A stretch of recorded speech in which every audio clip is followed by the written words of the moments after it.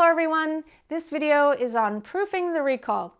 Now once you've gone through the basics of proofing a recall, most people will work on teaching their dog to come even though there's the distraction of food, toys, other dogs, and people, and for some of those dogs, those might be the most extreme distractions for them.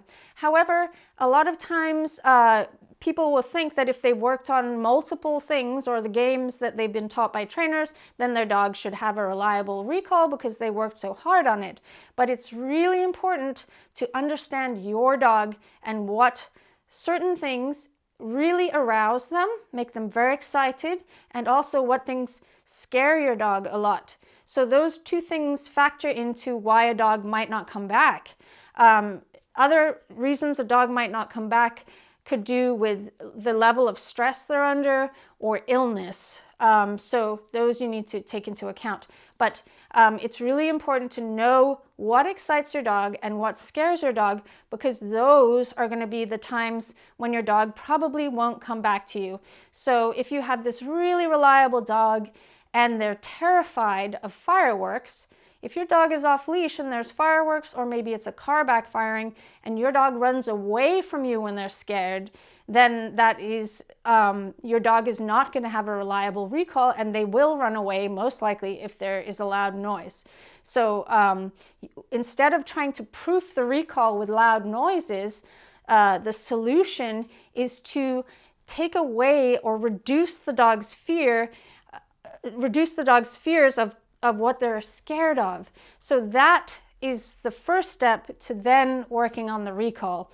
And conversely, if something makes your dog overexcited, instead of just trying to proof the recall with a really exciting thing, you can actually inadvertently ruin your recall if the dog really wants whatever that is, unless you're using the Premack principle, where by coming back to you, the dog then gets access to whatever it is.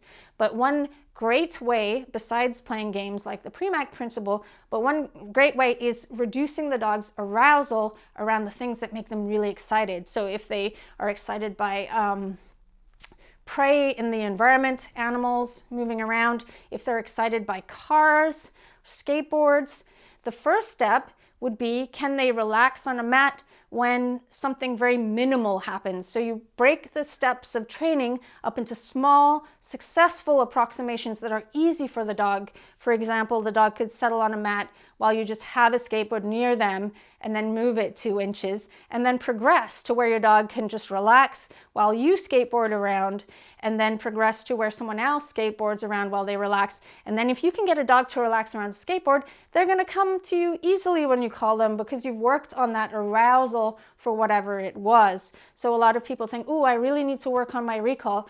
But in fact, it's more about really reinforcing your dog for being calm and relaxed when different things happen in the environment. So one way to do that is simply taking your dog out and about in public if your dog's excited about a park, and you can work on settle on a mat. That's going to greatly improve your dog's recall if you can get a dog that's calm at the park, where if you were going there before and your dog was so excited when they get to the park, they're not going to come back to you because there's all this stuff they want to do.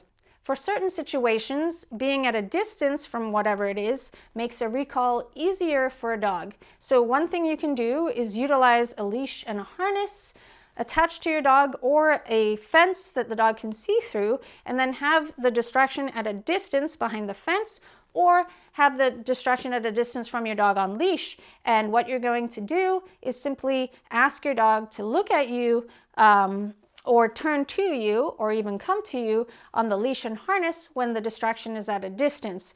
So one way of doing that is seeing if the dog might offer, and if the dog doesn't, you can create more distance from the distraction.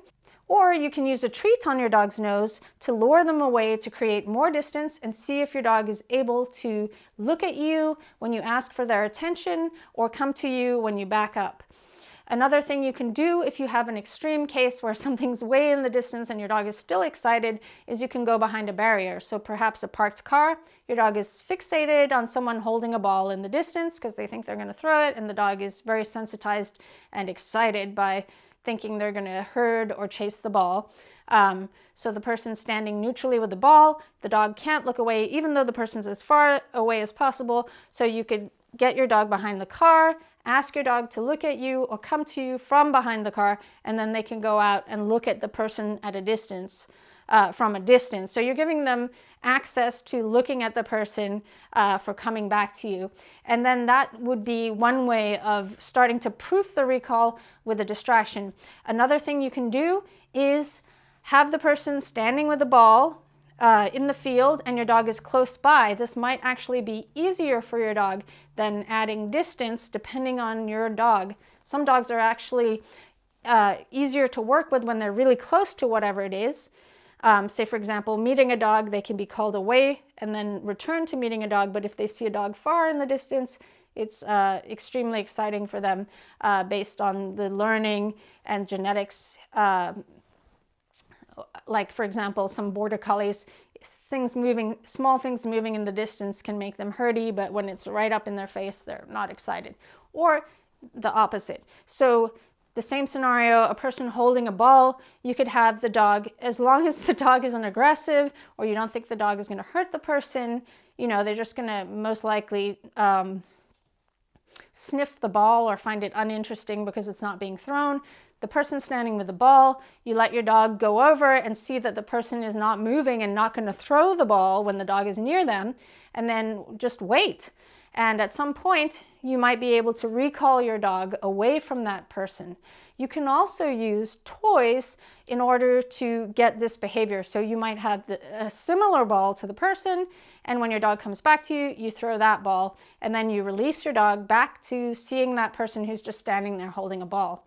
Now, it might take some time for this training to work, but if you're working on something specific and the dog is stuck and they just can't seem to, I would say after 3 or 5 repetitions at the same level of criteria, if the dog can't look back at you, it's too hard and you have to figure out a way to change the picture, or you're going to get stuck with that picture of the dog feeling conflicted about the recall. You really want to build it in small approximations where the dog is like, yes, I can do this, it's easy. And then you build on that and generalize to any situation where your dog is like, yeah, I can do that. I hope you found these tips helpful for your training. Don't forget to like, comment, and subscribe to my channel to show your support. You can also become a supporting member of channel Kiko Pup by clicking the join button. See you later.